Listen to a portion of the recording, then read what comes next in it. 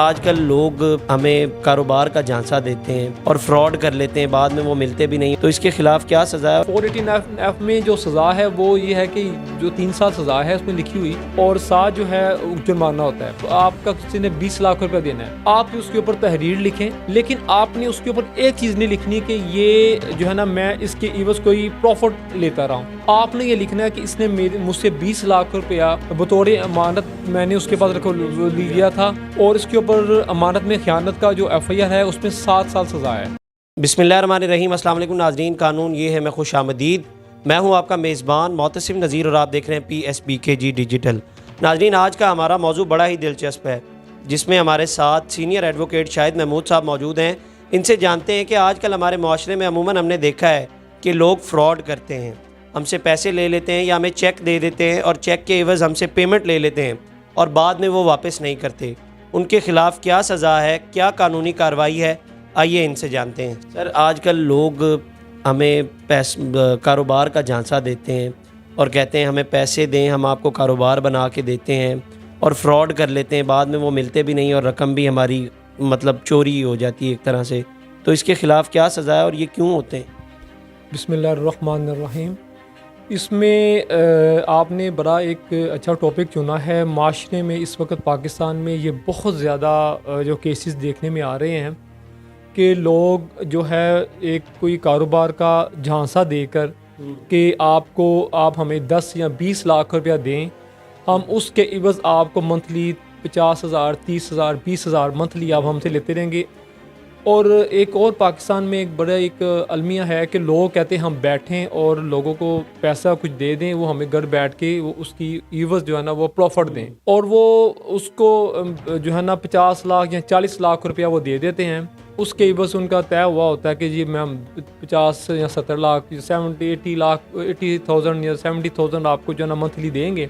लेकिन जिन्होंने रकम वसूल की होती है वो 2 या 3 माह वो पेमेंट उसकी प्रॉफिट देते हैं, उसका ट्रस्ट गेन कर लेते हैं। मोस्टली ये भी देखने में आया है कि इनिशियली तौर के ऊपर किसी ने अगर 20 लाख दिया है, उसको जब 3-4 माह की पेमेंट मिलती है प्रॉफिट, तो वो कोशिश होती है कि मैं 20 लाख और दे दूं।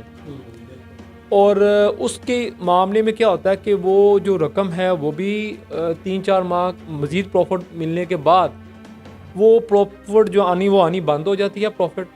और उसके बाद जो है वो जिसने रकम वसूल की होती है वो बेसिकली उसने फ्रॉड की नीयत से वो पेमेंट ली होती है और वो उसे टाल मटोल से काम लेता है। इसकी क्या वजह है सर? हमने देखा है कि वो हमें कहते हैं कि हम आपको कारोबार बना के देंगे और फिर वो कुछ माह, जैसा कि आपने अभी जिक्र भी किया, वो प्रॉफिट भी देते हैं लेकिन बाद में वो गायब हो जाते हैं।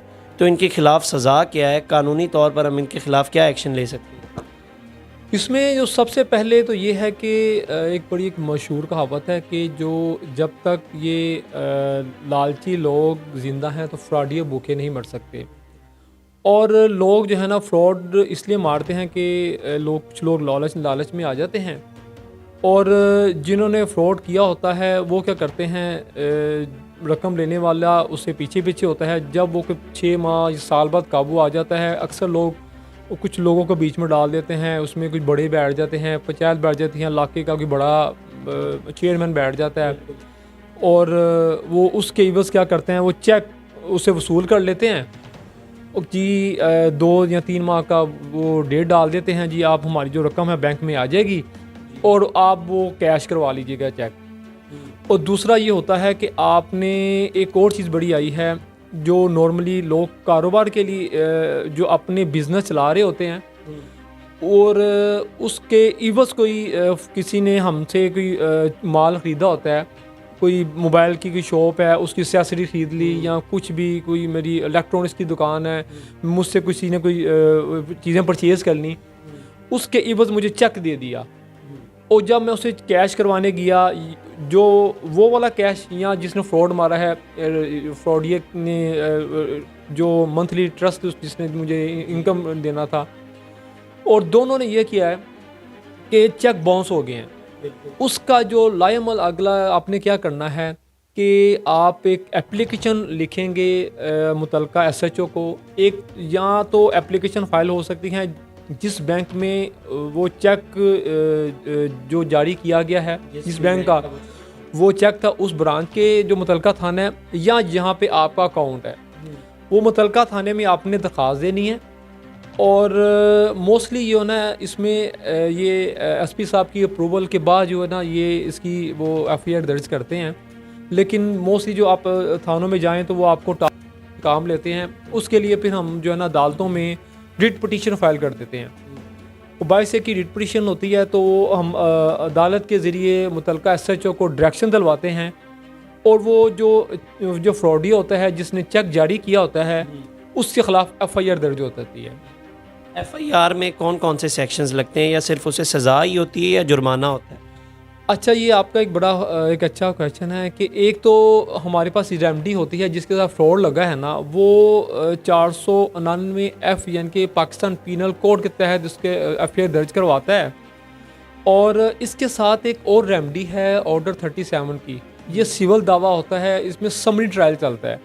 यानी कि इसमें जो स्पीडी रेमडी जो है ना वो इसी असल जो आपकी रिकवरी है ना 50% जो लोग हैं वो आपको पेमेंट जो है ना एफआईआर के बाद दे देते हैं, लेकिन मेजॉरिटी कुछ देखने में आया है कि एफआईआर और अरेस्ट होने के बाद भी वो बेल के चक्कर में पड़ जाते हैं, लेकिन आपकी रकम पेमेंट नहीं देते। उसके लिए एक ना समरी ट्रायल आप ऑर्डर 37 का दावा करते हैं, जो सेशन जज जो है ना उसकी पावर्स रखता है, एडिशनल सेशन जज उसको ट्रायल को चलाता है।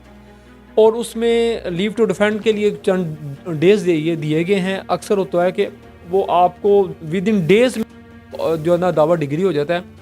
अगर उसने आगे भी चलना हुआ ना तो उसके लिए फिर जो फ्रॉड है उससे श्योरिटी ली जाती है, कोई बंदा उसके बिहाफ के ऊपर श्योरिटी जमा करवाता है कि नहीं कि ये जब ये केस से भागेगा नहीं, ठीक है, और ये जब अगर केस इसके ख़िलाफ़ हुआ तो वो उसको पेमेंट देगा।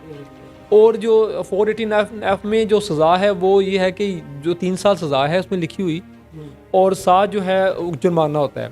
जुर्माना कितना है? जुर्माना डबल भी हो सकता है, वो अकॉर्डिंग टू जो है ना अदालत की जो अपनी जुडिक्शन है वो जो भी उसमें फ़ैसला करे।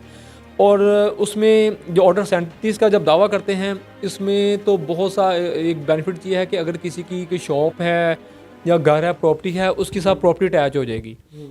और जब तक वो पेमेंट नहीं देगा, और उसमें अगर 10 लाख है, ऑनरेबल कोर्ट ने 10 लाख की रिकवरी जो है ना 5 लाख जो फ़ाइन कर दिया है, जब तक 15 लाख वो जमा वापस नहीं देगा तब तक वो उसकी प्रॉपर्टी अटैच रहेगी, वरना उसकी ऑक्शन हो जाएगी अदालत से। अच्छा, वो प्रॉपर्टी जो उसकी होगी वो अटैच रहेगी जब तक वो जुर्माना नहीं देता या जो भी अदालत की तरफ से उसे हुक्म दिया जाए? बिल्कुल, उसकी जो है ना वो भी पे करेगा, अदरवाइज़ वरना वो दोबारा जेल में जाएगा, दोबारा भी कैद हो सकती, दोबारा भी कैद होगी।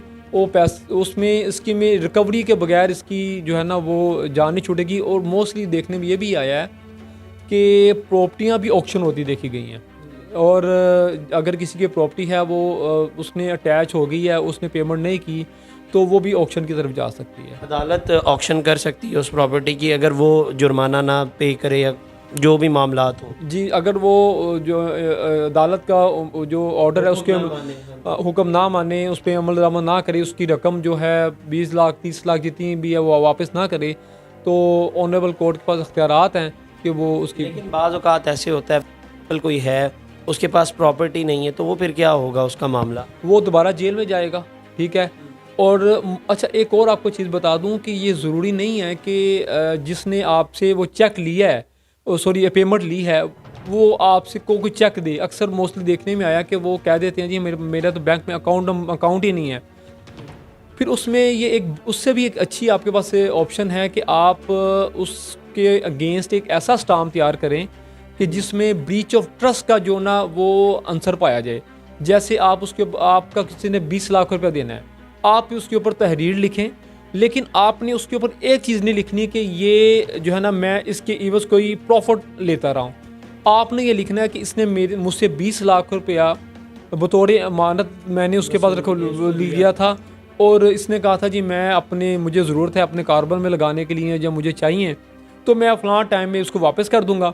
अगर फ़लाँ टाइम तक मैं वापस ना कर सका तो मैं जो है ना मेरे ख़िलाफ़ ये किसी भी कानूनी कार्रवाई अमल में लाई जा सकती है। चाहे वो प्रॉफिट के मार्जिन उसने लिए भी हों, लेकिन वो जो आपने स्टाम्प बताया उसके अंदर ये मेंशन नहीं करना कि मैंने वो प्रॉफिट लिया है। उसके अंदर बिल्कुल मेंशन नहीं करना। अगर मेंशन करेंगे, अगर मेंशन नहीं करेंगे तो उसमें 406 406 का जो है ना वो एलिमेंट आ जाएगा ब्रीच ऑफ ट्रस्ट का, और इसके ऊपर अमानत में ख़यानत का जो FIR है उसमें 7 साल सज़ा है। ये अगर दूसरे के पास इस चीज़ का प्रूफ हो कि मैंने इसको प्रॉफिट दिया है तो फिर क्या? जब प्रॉफिट का आंसर आ जाएगा फिर वो जो है ना वो दफ़ा नहीं लगती, वो जो है ना वो फिर 420 के ऊपर वो चला जाएगा।